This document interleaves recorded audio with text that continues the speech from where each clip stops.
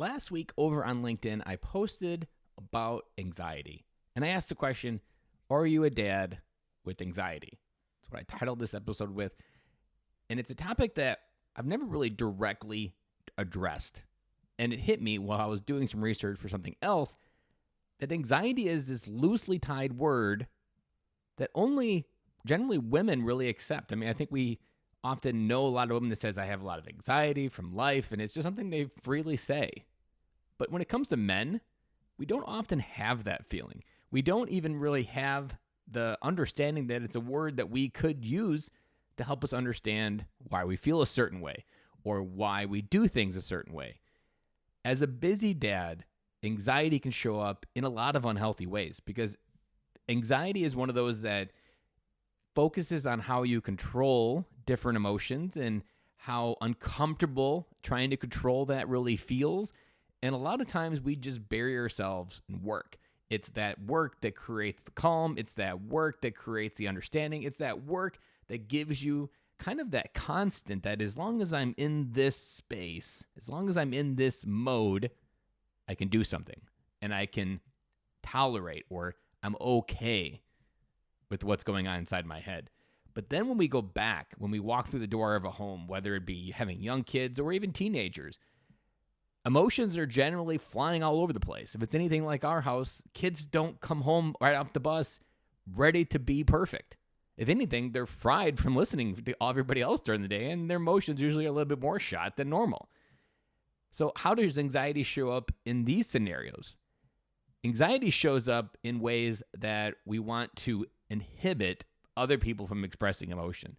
Usually that shows up in control, when we're trying to shut down other people's emotions, when we talked about yelling, when you say, I'll give you something to cry about. That is someone's ability to try to control your emotional experience with whatever you're feeling. And that's generally coming from a place of anxiety because what they don't like is how it makes them feel on the inside. So they're going to get you to shut down your emotions so that they can go back to feeling normal. Even though that's really not normal, it's just a place where they feel more in control. Now, if I'm hitting too close to home, good, because this is a word that you need to accept. If this is something that you feel, it's not something that's healthy.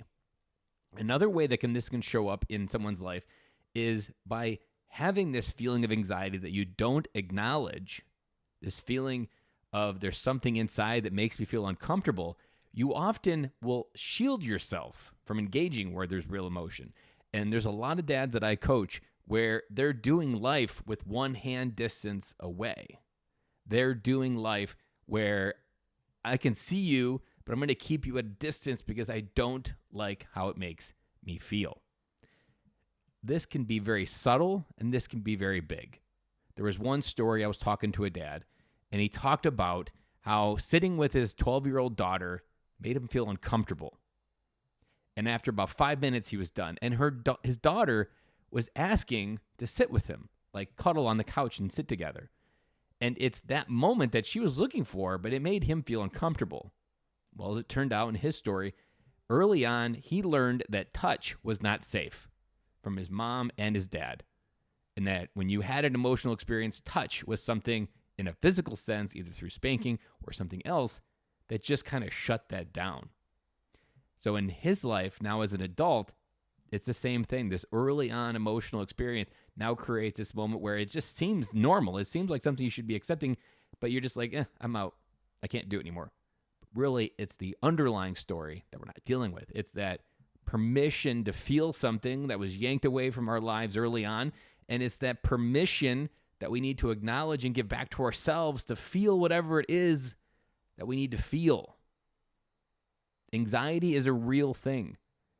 It's a feeling that you feel on the inside when you don't feel okay with how you're feeling, when you don't like the direction. And this can lead to a panic attack.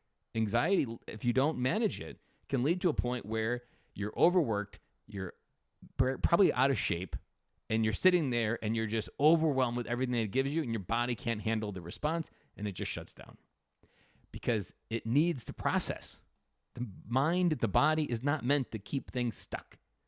But if early in your life, like I said, someone took away that ability to feel whatever you need to feel, your anxiety is going to show up in ways that you don't yet know. And it's probably already underneath the surface, changing the currents, changing your subconscious, and making you do certain patterns and behavior that you have no idea are tied to anxiety.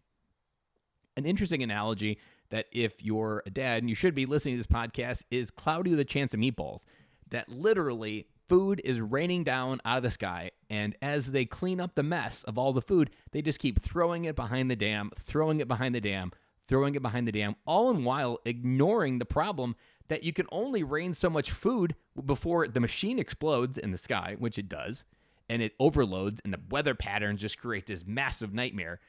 But yet also the dam is still holding back. The dam is still holding back all this food that was meant to be processed, and no one was ever meant to process and to throw that much stuff on the other side dam, and eventually the dam breaks and it takes out the town and everybody has to leave.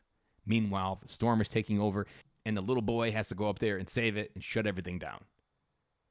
That dam is what I want you to focus on from the story, because that's often what anxiety looks like in a movie, is this massive pile of crap on the other side of this dam. And the dam is only capable of holding back so much before it breaks, and then everything just lets go. And while it maybe feels good to get that pressure out, maybe you know that moment where it kind of just the tea kettle expresses some pressure and steam, it still doesn't really solve the problem. You still have the mess afterwards that you have to clean up. That's why anxiety is something you need to acknowledge. It's something that you need to work through. It's something that's a daily process of understanding, where am I anxious with my emotions and where can I acknowledge them and move through them. I know this was a little bit longer of an episode, but this was a really important topic, and it's a new thought, so you're probably going to be hearing it come up here on the podcast quite a bit. If this was something that really resonated with you, you do not have to do this alone. You do not have to walk through these thoughts or even this new breadcrumb, maybe that for the first time is being put in front of you. Reach out, head on over to bencloy.com.